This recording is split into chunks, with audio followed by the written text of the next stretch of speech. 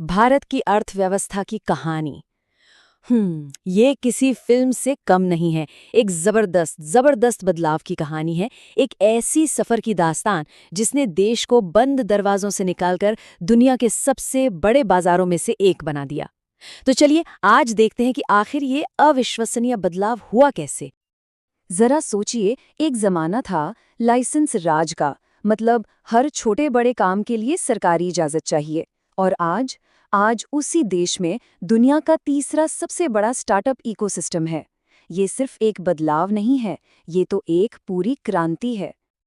तो बड़ा सवाल यही उठता है, आखिर कुछ ही दशकों में भारत ने इतनी बड़ी छलांग लगाई कैसे।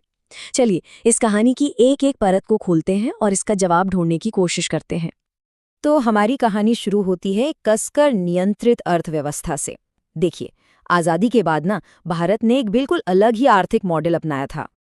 आज़ादी के बाद देखिए 1948 से 1956 के बीच एक के बाद एक कई ऐसी नीतियां बनी जिन्होंने अर्थव्यवस्था पर सरकार का शिकंजा कस दिया। आईडीआरए एक्ट जैसे कानूनों ने एक ऐसा सिस्टम बना दिया था जहां हर फैसला बाजार नहीं बल्कि सरकार की मर्जी से होता था, और इसी को कहते थे कुख्यात लाइसेंस राज। लेकिन 1991 तक आते आते ये जो नियंत्रित मॉडल था ना, ये अपनी आखिरी सांसें गिन रहा था और देश एक बहुत बड़े संकट की तरफ बढ़ रहा था। तो सवाल ये है कि संकट कितना गहरा था। चलिए कुछ आंकड़ों से समझते हैं। 1991 में सरकार का खर्च उसकी कमाई से इतना ज्यादा था कि ये अंतर देश की पूरी इकोनॉमी के 8.4% के बराबर था। मतलब साफ था, देश तेजी से कर्ज में डूब रहा था। और हालत देखिए, इतनी खराब थी कि सरकार अपनी कमाई का 1/3 से भी ज्यादा हिस्सा सिर्फ पुराने कर्ज का ब्याज चुकाने में खर्च कर रही थी। विकास के लिए तो पैसा बचा ही नहीं था। और अब आता है सबसे डरावना आंकड़ा। भारत के पास जरूरी सामान इंपोर्ट करने के लिए सिर्फ 15 दिनों का पैसा बचा था। देश सचमुच दिवालिया होने की कगार पे खड़ा था। अब बदलाव के अलावा कोई और रास्ता था ही नहीं। और इसी संकट के बीच से एक ऐतिहासिक समाधान निकला जिसे 1991 का ग्रेट अनलॉकिंग कहा जाता है। हम सब इसे एलपीजी रिफॉर्म्स के नाम से भी जानते हैं। ये जो ऐतिहासिक सुधार थे ना, ये 3 बड़े पिलर्स पर खड़े थे। लिबरलाइजेशन यानी उदारीकरण, मतलब इकोनॉमी को सरकारी कंट्रोल से आज़ाद करना। दूसरा प्राइवेटाइजेशन यानी निजीकरण, मतलब व्यापार में प्राइवेट सेक्टर की भूमिका को बढ़ाना। और तीसरा ग्लोबलाइजेशन यानी वैश्वीकरण, भारत के दरवाजे पूरी दुनिया के लिए खोलना। चलिए एक एक करके इन तीनों को समझते हैं। तो पहला कदम था लिबरलाइजेशन यानी उदारीकरण। इसका सीधा सा मतलब था अर्थव्यवस्था को दशकों पुराने सरकारी बंधनों से आजाद करना। अब कंपनियों को फैक्ट्री लगाने के लिए लाइसेंस की जरूरत नहीं थी। बाजार को चीजों की कीमत तय करने की आजादी मिल गई।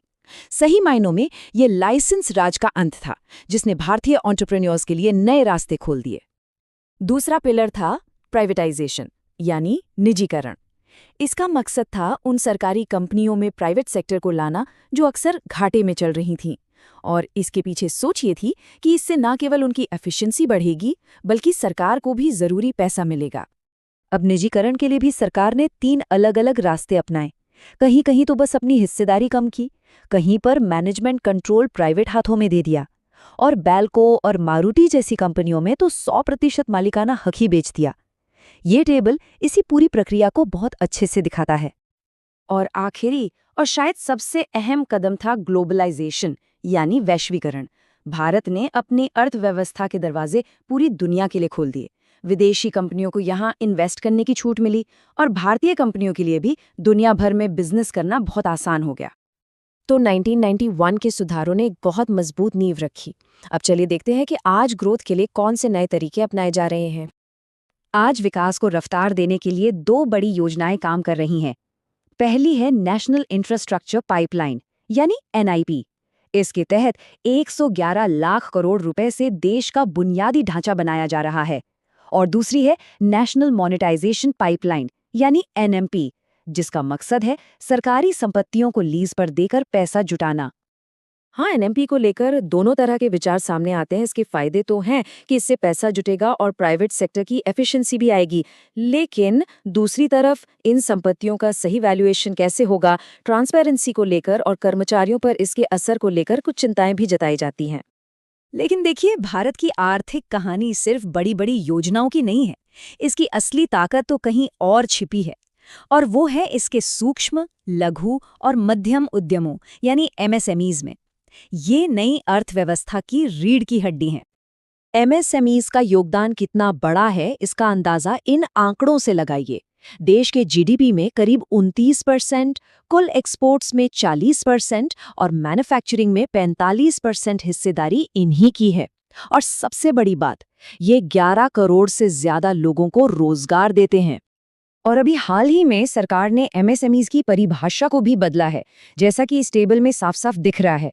अब सिर्फ इन्वेस्टमेंट ही नहीं बल्कि टर्नओवर को भी एक पैमाना बनाया गया है।